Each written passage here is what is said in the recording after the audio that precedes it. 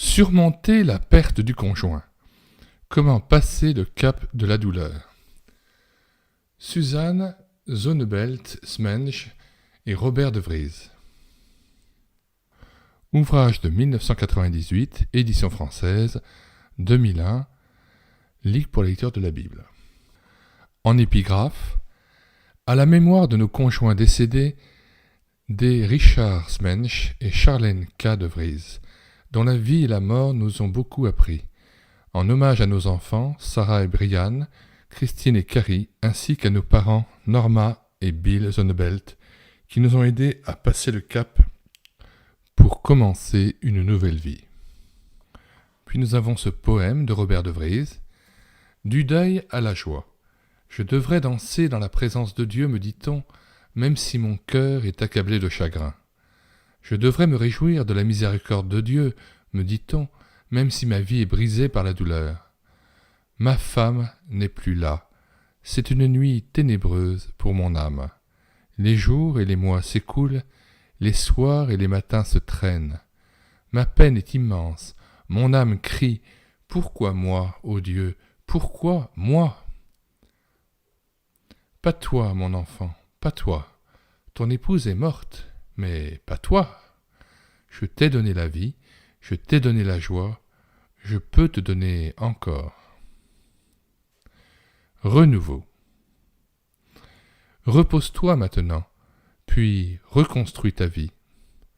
Le soleil est plus brillant, un tout petit peu plus brillant. Le chagrin de la tombe devient la puissance de la grâce. Pas à pas, Dieu, en moi, accomplit son miracle. Tu danseras à nouveau, mon enfant, je te le promets. Tu danseras à nouveau. Toi, ô mon Dieu, toi seul, tu peux changer mon deuil en danse de joie.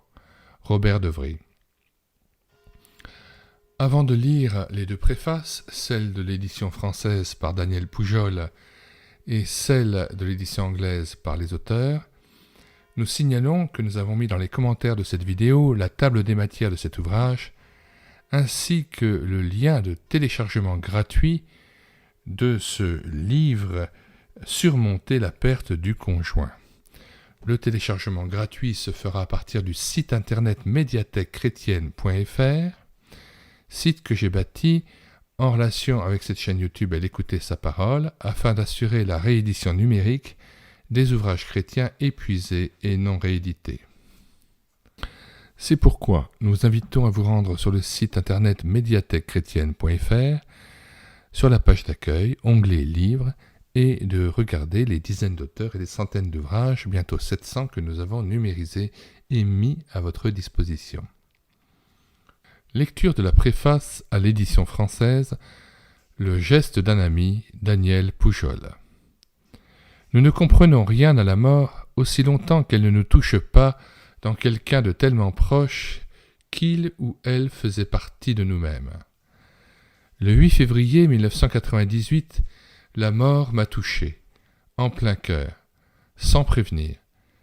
À midi, ce dimanche-là, j'ai entendu au téléphone la voix d'une gentille infirmière m'annoncer que ma femme venait de mourir. J'ai su ce que c'était que le sol qui se dérobe sous vos pieds. J'ai mesuré l'horreur du « plus jamais » entre guillemets. J'ai perçu la torture des questions sans réponse ou, pire, des questions qu'on ne sait même pas formuler. J'ai apprécié les centaines et les centaines de lettres reçues alors. J'ai apprécié la tendresse des amis et de la famille.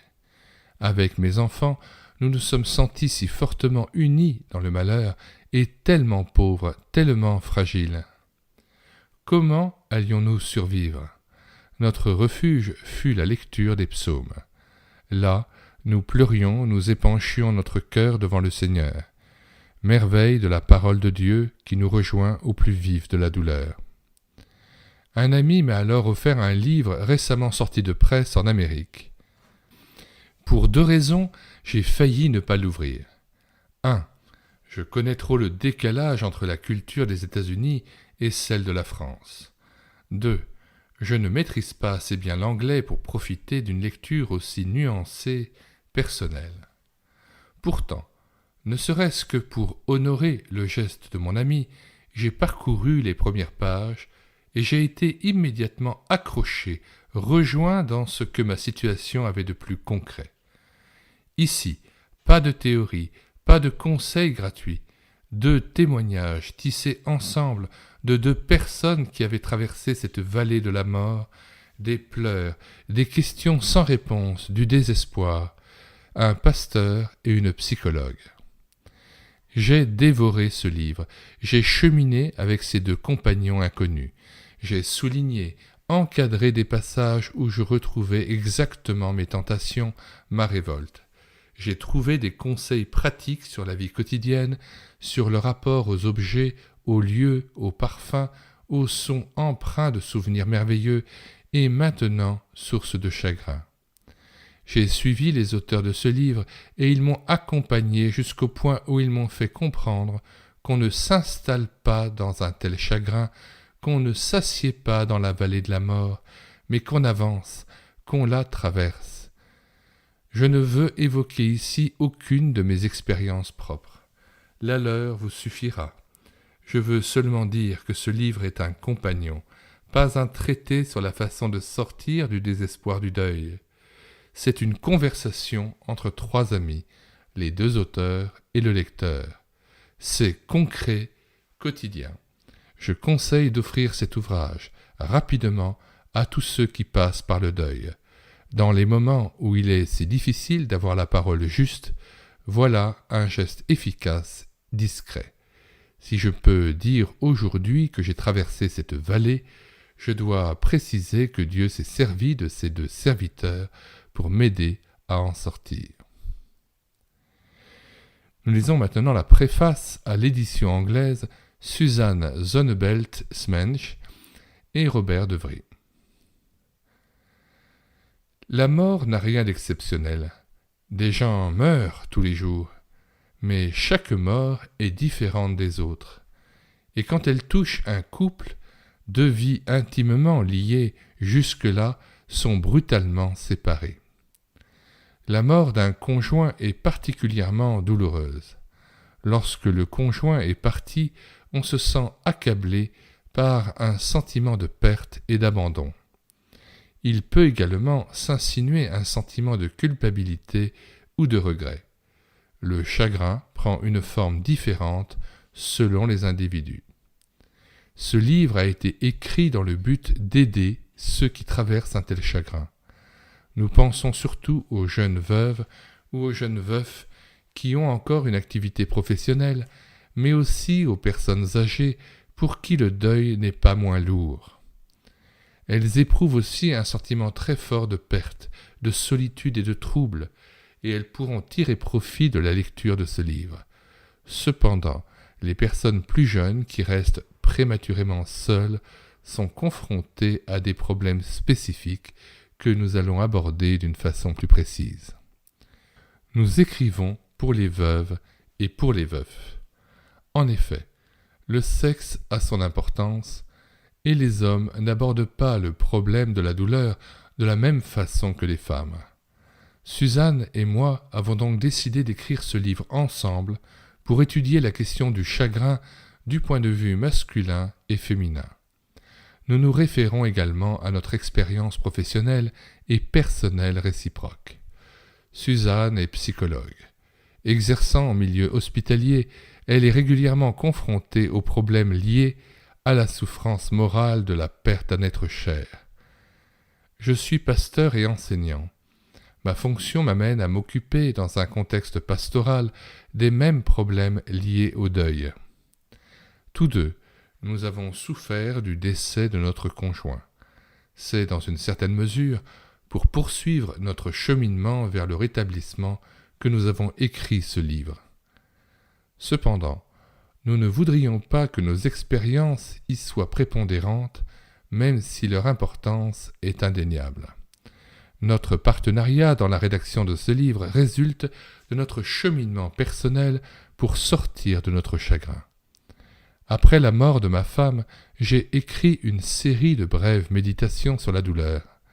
Sans avoir été édités, ces textes ont été photocopiés puis distribués à plus de 1000 exemplaires. L'une de ces copies parvint jusqu'à Suzanne par l'intermédiaire d'une amie alors que son mari était à l'agonie. 6 mois plus tard, bien que nous ne nous connaissions pas, Suzanne m'écrivit. Elle me demandait si j'accepterais de discuter avec elle. Comment pouvais-je gérer ma propre douleur alors même que je continuais de travailler, notamment à consoler les autres? Après de nombreux échanges, nous avons décidé d'écrire ce livre. Nous adoptons résolument le point de vue chrétien. Nous avons découvert que notre foi est un élément essentiel pour nous aider à gérer d'une façon saine notre douleur. Cela ne signifie pas pour autant que ce livre ne puisse intéresser que les personnes partageant la même foi. La mort est universelle. La douleur en est une conséquence naturelle et une grande partie de ce que nous exposons dans ce livre pourra aider de nombreuses personnes à traverser ce chemin douloureux. Nous espérons que ce livre vous viendra en aide. Chaque chapitre traite de sujets bien ciblés d'un point de vue psychologique et spirituel. Suzanne a surtout écrit les passages qui traitent des étapes du processus de rétablissement. Moi, j'expose surtout le point de vue chrétien. Dans ce livre, nous avons adopté l'image du voyage. Non qu'il y ait des étapes obligatoires à franchir, nous voulons plutôt suggérer qu'il existe des repères tout au long de ce chemin douloureux, et ces repères peuvent aider les veuves et les veufs à accomplir les tâches qui leur permettront de franchir le cap de la douleur. Le lecteur doit savoir que nous avons écrit ce livre au cours de notre propre cheminement vers la guérison et l'épanouissement. Lorsque notre amitié s'est affermie, nous en avons décidé la rédaction. Nos chagrins respectifs nous ont amenés à nous fixer des rendez-vous et finalement, nous nous sommes mariés en août 1997. Même si notre voyage nous a conduits à nous remarier, nous ne suggérons pas que c'est la suite nécessairement souhaitable à tous ceux qui connaissent le veuvage. Nous parlons du remariage comme d'une éventualité. Il y a d'autres pistes qui permettent d'entamer une nouvelle page de la vie lorsque l'on a franchi le cap de la douleur. Lorsqu'elles nous l'ont autorisé, nous avons employé les noms réels des personnes de notre entourage. Sinon, nous avons utilisé des pseudonymes pour sauvegarder leur anonymat, mais les faits rapportés sont véridiques. Nous sommes très reconnaissants à Pierre Berthoud, à Daniel Poujol et à Éric Denimal qui, en France, ont beaucoup travaillé pour que ce livre puisse paraître dans la langue de Voltaire. Comme nous vous l'indiquions, nous avons mis dans les commentaires de cette vidéo le lien de téléchargement gratuit et immédiat de cet ouvrage. Vous cliquez sur le lien et vous vous retrouvez sur la page de téléchargement de ce livre, Surmonter la perte du conjoint, et vous avez le choix de le télécharger en PDF ou en Word. Nous préconisons personnellement davantage le téléchargement en PDF. Si vous voulez connaître les autres ouvrages que nous numérisons quasiment chaque jour et que nous présentons sur cette chaîne YouTube Elle écoutait sa parole, si vous voulez connaître aussi les nombreux cantiques que nous mettons en parole pour votre louange individuelle ou en vue d'une rétroprojection en assemblée, et si vous voulez connaître les différents audiobooks que nous prenons en charge, abonnez-vous à cette chaîne YouTube Elle écoutait sa parole. Que le Seigneur se révèle à nous toujours plus par son Fils Jésus-Christ et par sa parole. Nous vous disons au revoir et à bientôt.